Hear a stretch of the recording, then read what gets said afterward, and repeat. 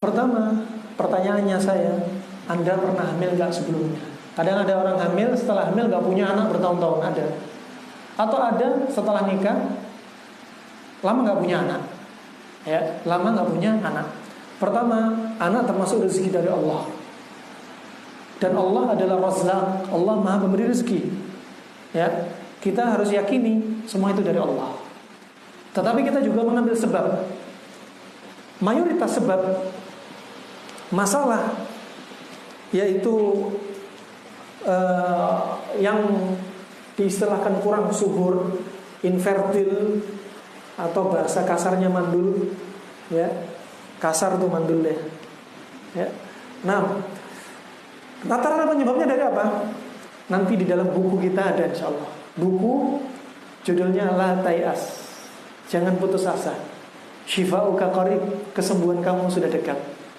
Biar yang mandul seneng, insya Allah, ya, yang sakit juga seneng, harapan baik.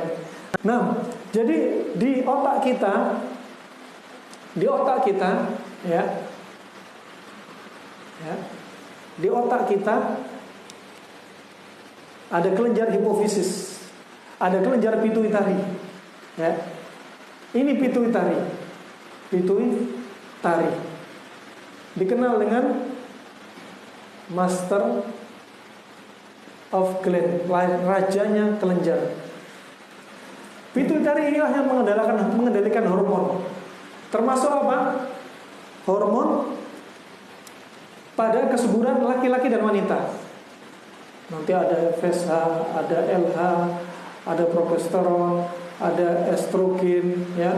Pada laki-laki ada testosteron, ya. Terus kalau progesteron terlalu tinggi, jadinya mandul, ya. Kalau progesteron yang spesial pada wanita di sini tinggi, akhirnya bermasalah. Di sini kalau ada FSH tinggi, follicle stimulating hormone tinggi, akhirnya apa? Kata kedokteran modern di Arab, mereka menyebutkan akan membunuh sel ovum. Sel telur akan dibantai oleh hormon ini. Ya, ini tuba falopi, ya, ini ovarium,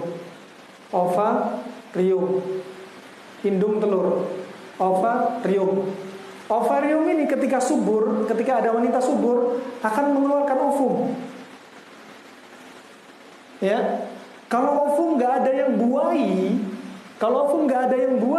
setelah ovum keluar nanti ada namanya corpus luteum. Dia akan mengeluarkan hormon untuk apa? Untuk meluruhkan rahim, sehingga terjadi apa? Terjadi haid. Kalau nggak ada yang buahin, ini keluar, dinding rahim akhirnya luntur, sudah terjadilah haid. Ya, coba bagaimana Allah ciptakan? Laqad khalaqnal insana fi ahsani taqwim. Masalah rahim Allah ciptakan kesempurnaan. Kemudian kalau ada sperma yang masuk di tuba falopi, terjadi pembuahan, korpus luteum akan mengeluarkan hormon untuk bikin rahim tebal. Tujuannya untuk apa? Jika sudah terjadi ovum dan sel sperma ketemu, terbentuk zigot ini tertanam di rahim. Kemudian menancap di dinding rahim. Karena menancap, keluarlah kadang perdarahan ketika di awal hamil. Sini mulai tertanam. Tapi kalau orang keguguran, kenapa? Dinding rahimnya terlalu tipis. Ada orang kadang nggak bisa hamil. Kenapa? Dinding rahimnya terlalu tebal sehingga dinding rahimnya kecil. Nggak mungkin, ya. Dan ini semua kasus kista, kasus miom di rahim, juga kasus endometrium, kasus seperti anggur di rahim, semua tingkah laku hormon di sini. Ini semua kacau karena apa? Karena kita kacaunya kenapa?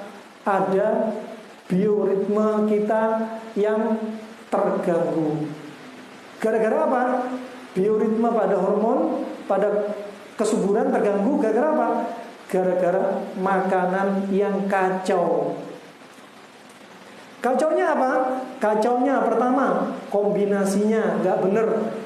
Kacaunya jam makannya nggak bener, kacaunya jenis makanannya yang nggak sehat, makanan minuman instan terus. Berarti obatnya apa untuk menormalkan hormon? Perbaiki ini semua. Niscaya dengan izin Allah hormon akan baik. Obat hormon paling murah, ya, alami lagi. Barakallahu fikum. Jadi untuk mandul, untuk kasus yang lama gak punya anak, obati 3 hal ini. Kemudian konsumsi, kata Ibnu Qayyim dalam kitab ini disebutkan, yaitu konsumsi tal'un nakhil, serbuk kurma. Catat untuk kaum yang mau promil, serbuk kurma beli 1 wadah harganya 50-70 ribu. Ambil setengah sendok teh, kasih madu, seduh air hangat, jangan air panas, air hangat aja. Setelah agak dingin baru madu ya. Madu jangan dicampur air hangat atau air panas, rusak.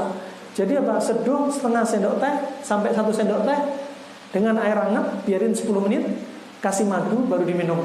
Diminum kapan? Diminum ketika pagi hari dan diminum ketika, permisi, kata Ibnu Qayyim, sebelum hubungan intim. Ya, sebelum hubungan intim. Kenapa? Karena serbuk kurma sifatnya dingin. Orang mandul rata-rata sifatnya panas. Karena sifat panas kombinasi yang berlebihan, panas ketemu panas, hormon kacau.